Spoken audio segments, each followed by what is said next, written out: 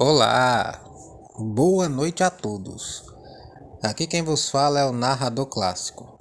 E no vídeo de hoje eu vou explicar para vocês, né, sem enrolações e direto ao ponto, a diferença entre caçadores e investigadores paranormais. Tem gente que confunde essas duas classes aí no meio oculto, né, no meio sobrenatural, e eu vou te explicar a diferença entre eles. Então você que é novo no canal, não é inscrito, já vai se inscrevendo, deixa o like, compartilha aí o vídeo com seu amigo ou sua amiga.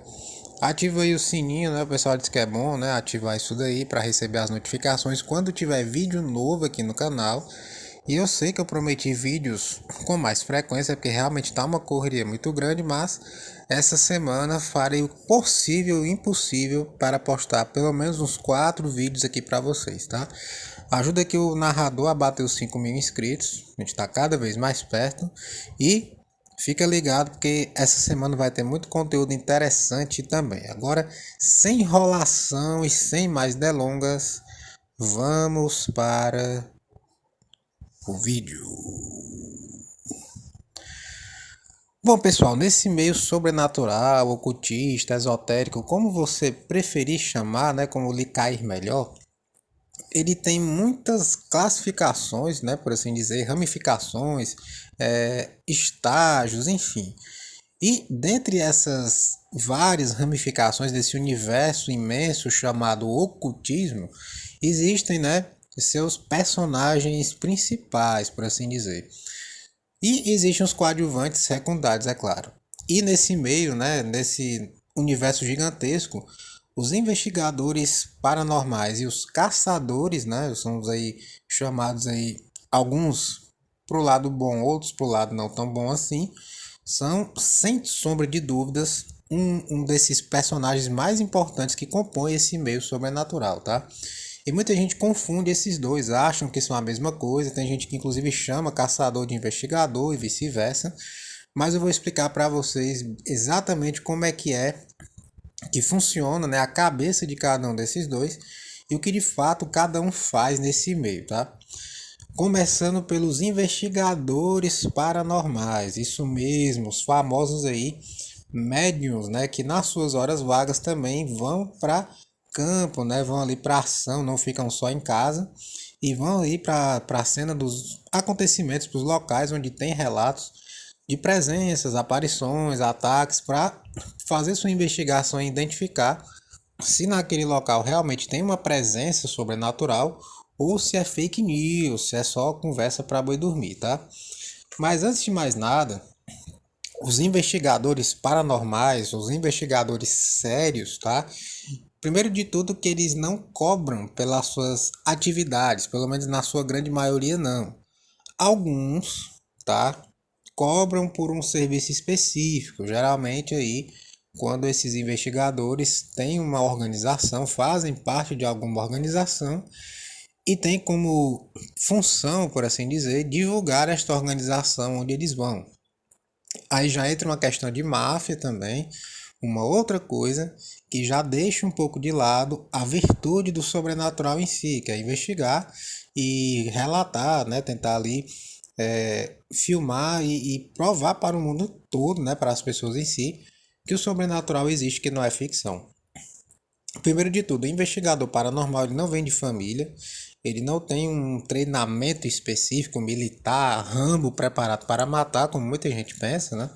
O pessoal que que gosta do não só do meu canal, mas de canais que falam a respeito dessa temática, sempre tem uma visão deturpada desse meio. O pessoal acha que a galera que investiga ou mesmo o pessoal que estuda a respeito de alquimia, ocultismo, vampirismo, demonologia, seja o que for, qual a vertente que for, principalmente nesse meio de caçadores e investigadores, o pessoal pensa que vai encontrar, toda vez que conhece algum caçador, investigador mesmo, o pessoal acha que vai encontrar o Constantine, o Dean Winchester ou o Blade. Essas são as referências que a galera tem, né? Se não for um personagem de história em quadrinho, é um personagem de série ou de filme, o que é extremamente irritante.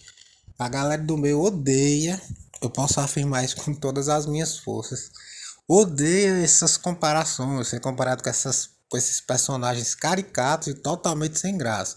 É claro que eu sei que tem fãs aí, pessoas que conheceram o sobrenatural através dessas séries. Eu respeito, tá?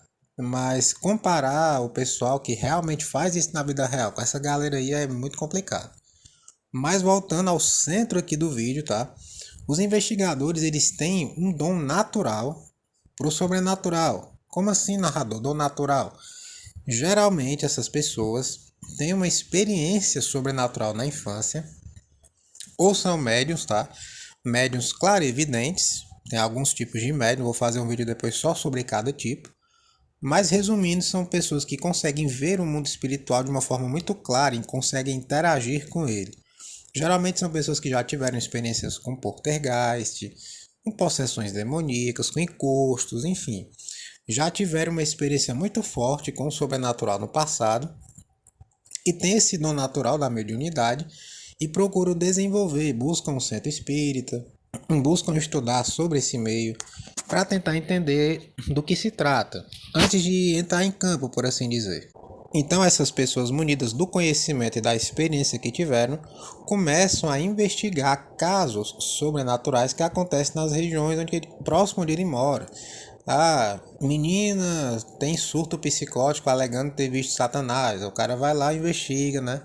Ele prepara todo o material para realmente saber se aquele caso é real, verídico, conversa com as pessoas, com a família, com a vítima. E ele já se apresenta como investigador. Ele fala: olha, eu sou um investigador, sou médium, um estudioso aqui, esoterista. E ele fala claramente o que ele é. Ele não fica escondendo, ah, eu sou repórter aqui e tal, fingindo ser o Clark Kent. Não, o investigador não faz isso, tá? Ele simplesmente se apresenta, fala o que ele deseja e tentar ajudar a família ali da melhor forma que ele pode, né? Se ele conhecer um padre, ele tenta levar, um pastor, enfim, qualquer pessoa que ele ache que possa ajudar aquela família na situação, dependendo da situação, é claro. Que se for algo muito grande, ele não consegue resolver. E ele tenta documentar toda a experiência. Provavelmente vocês já viram aí. Na Netflix mesmo tem acho que é uma série chamada 28 Dias Assombrado, onde mostra uma equipe de investigadores paranormais, acho que é de Nova York, onde eles vão por um local, tem vários casos, né, mas eles ficam no hotel, e nesse hotel tem sim uma presença sobrenatural, é assombrado de fato, eles registram tudo, todas as manifestações, tem 3 médiums, se eu não me engano, no meio daquela série, e tudo é documentado, pessoal, tudo é anotado, filmado, nada é imaginado não, o pessoal não imagina. Eles realmente fazem um trabalho de documentar toda a experiência sobrenatural para que eles consigam ter provas, se for preciso, a ajuda da Igreja Católica, por exemplo, que é bem chata com relação a isso, até mesmo com caso de possessão. Para ser reconhecido pela Igreja Católica é um fuzuê absurdo, você tem que ter 1000 provas para realmente ser considerado uma possessão, por exemplo, e um exorcista ser enviado para resolver a situação. Não é como nas igrejas, em algumas, tá? Antes que chegue aí alguém dizendo que eu estou criticando, não é como em algumas igrejas evangélicas, deixando aspas bem grande, que você vê realmente uma palhaçada, um circo, o cara fingindo que é um demônio, fumador de crack, imitando uma galinha, enfim, aquelas palhaçadas lá, estilo igreja, que eu não vou citar o nome aqui porque eu não quero processo no canal. Mas vocês sabem de qual igreja eu estou falando, né? Pois é. Para reconhecer alguma situação, né, dessa natureza é necessário provas cabais, incontestáveis, e é isso que os investigadores fazem para resolver. Lembrando que investigador não é exorcista, não é pastor, não é padre, não é apresentador de programa de TV e nem tampouco milagreiro, tá? Então não adianta você querer que ele faça um milagre que ele não vai fazer. E eles não cobram. Investigadores geralmente eles têm uma vida dupla. Como assim, narrador? Eles têm o seu trabalho formal. Por exemplo, o cara é design gráfico, mas nas horas vagas ele investiga casos sobrenaturais. Isso é mais comum do que você imagina, tá? Eu particularmente conheço várias pessoas que são investigadores paranormais e têm uma vida comum, tem família, tem esposa, filhos, tem o seu trabalho cotidiano, e quando ele sabe que tem alguma presença, algum caso sobrenatural, ele vai lá investigar, vai saber do que se trata para documentar o que está acontecendo. Se ele não estiver sozinho, geralmente essa galera, eles se juntam, né? Não é só uma pessoa, geralmente é duas, três, ou como é mais comum hoje em dia, equipes de investigadores estão se juntando, tá? Antigamente era mais uma coisa mais isolada, uma pessoa, duas pessoas.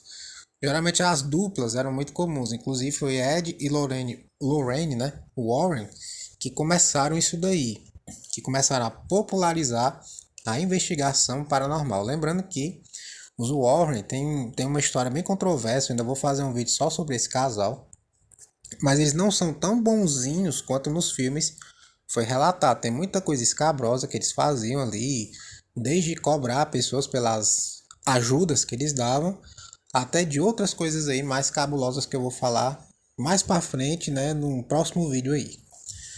Mas enfim, resumindo, o investigador faz isso, tá?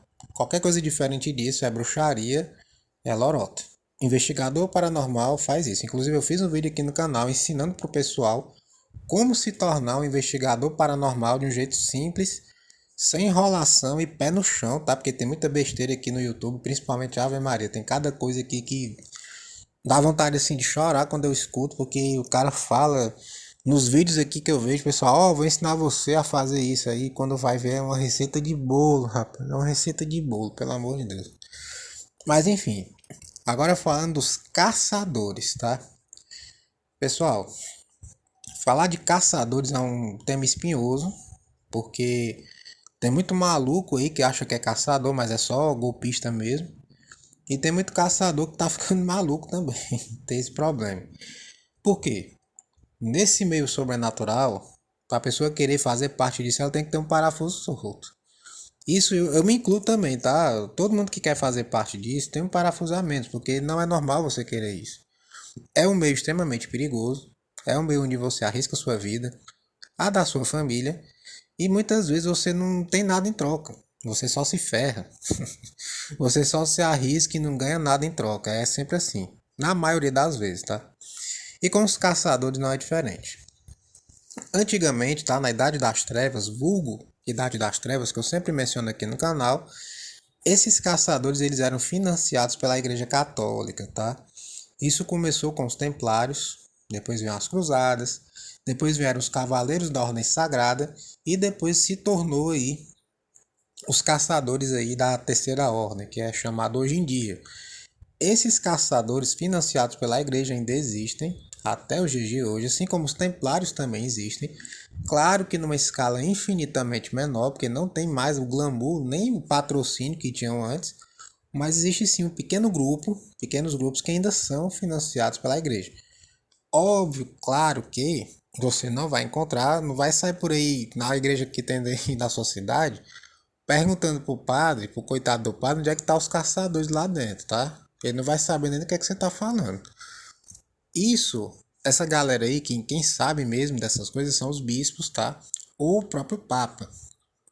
Muitos padres nem têm ideia do que acontece. É claro que depois de um certo tempo, e se ele for o capelão, ou se ele for quem administra a igreja em si, só ele, obviamente que ele vai saber sobre isso. Mas é muito difícil, geralmente é só mesmo na alta patente.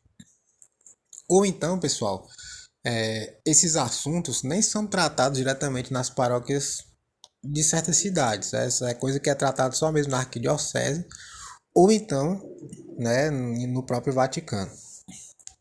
Mas falando sobre isso, existem dois tipos de caçadores. Aqueles que são financiados, que são esses que eu falei, e aqueles que são independentes. Dentro do meio dos caçadores tem essas classificações, essas duas ramificações aí. Os caçadores que são financiados pela igreja, para citar um exemplo aí do cinema, tem o Van Helsing. Van Helsing no filme, se você se lembra bem, ele era financiado pela igreja católica, seguir as ordens diretas do Vaticano. E na vida real, trazendo aqui para nossa realidade, é algo muito parecido.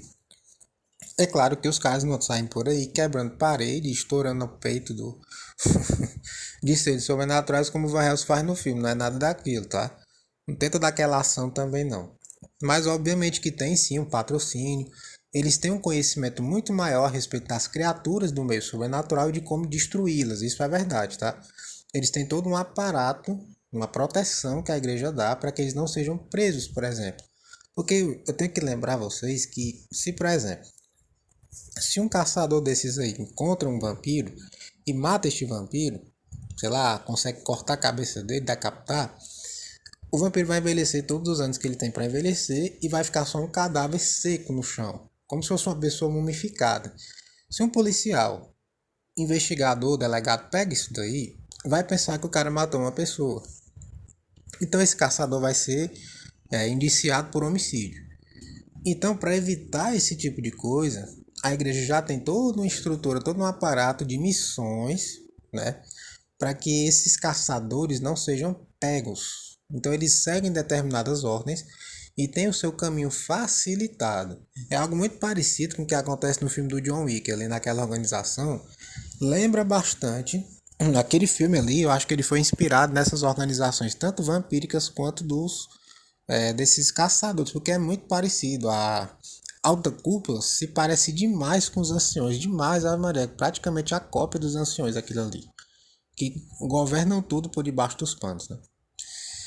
Mas enfim, voltando aqui para o assunto central, como esses caçadores têm todo um apoio financeiro, político, de estrutura da igreja, eles não têm muita preocupação, porque eles têm toda uma proteção caso alguma coisa dê errado. E todas as missões, passagem, hospedagem, custo com armamento se for preciso, especiarias, tudo isso é financiado pela igreja. Então o cara não desembolsa um centavo, ele ainda tem guarita caso ele precise. Então são mundos diferentes. E agora tem um caçador independente. Esse é o guerreiro. Esse cara aí eu tenho que tirar o chapéu porque ele não tem apoio de ninguém. 100% das vezes o cara só se ferra. E geralmente ele entra nesse meio por vingança, ou então porque ele tem um chamado para esse meio, ou porque o cara simplesmente gostou de investigar o sobrenatural, que geralmente eles começam como investigadores e querem entrar mais a fundo, só que o investigador geralmente ele não se aprofunda tanto. E o caçador, independente, é claro, ele não segue as margens da lei, ele geralmente comete crimes, como engenharia social, por exemplo, porque caçador que não é financiado pela igreja, ele não é uma carreira. Você não vai ganhar um salário, você não vai ter a sua carteira assinada como caçador de monstros. Você não vai se aposentar no INSS como caçador de monstros. Não existe. Então os caras precisam de fontes de renda. E se você não tem um emprego formal, como é que você tem essas fontes de renda? Você vai entrar num caminho obscuro, né? Com vários tipos de golpes que são aplicados hoje em dia ainda. Golpe de cartão, golpe aí de engenharia social, que eu já falei, né, de você criar um infoproduto que não existe, enganar uma cacetada de gente com isso, criar seitas, organizações, né, como se fossem organizações voltadas para o sobrenatural, para arrecadar dinheiro dos seus seguidores, coisa que acontece hoje em dia bastante. E por último, o bom e velho golpe, né, os bons e velhos assaltos, e sim, isso acontece.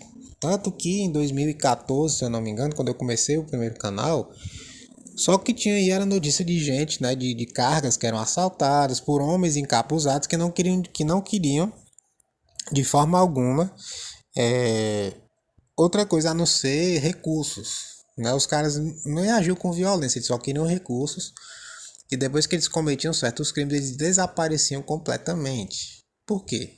Porque esses caras não eram bandidos em si, eles eram caçadores que estavam fazendo aquilo para poder conseguir recursos financeiros para se manter, tá? Inclusive é engraçado isso porque na série do Sobrenatural, acho que na primeira temporada, se eu não me engano, o personagem do Jim, do Sam, né, lá, aquela busca lá pelo pai deles, você vê ali que os caras não trabalham, tá? Os caras não têm um emprego formal, então o que é que eles fazem? Eles dão um golpe do cartão de crédito. Esse golpe é mais velho que a minha avó. Os caras pedem um cartão, o cara manda um formulário, pede o cartão chega, o cara usa o limite todinho, comprando coisas, se hospedando em hotel, né, dependendo do limite. Depois o cara simplesmente quebra o cartão e vai embora e pede outro. Se você consegue vários CPFs, vários cadastros, e comprar esses cadastros é fácil demais para quem tem conhecimento a respeito de internet, a respeito de banco de dados. É muito simples fazer isso, eu não vou ensinar aqui, é claro que eu não quero problema. Mas quem mexe com isso sabe exatamente como é que faz. Se você é um bom hacker, você faz isso sempre.